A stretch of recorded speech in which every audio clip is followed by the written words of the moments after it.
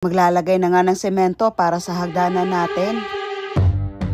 Ilang araw din ang preparation dito para malagyan na natin ng semento yung hagdanan natin. Imagine nyo pag matapos na tong hagdanan natin, tapos nabili na natin yung chandelier na tinignan natin sa Davao City. For sure, sobrang ganda nito. Yung tipong hagdanan lang pwede nang iprinda.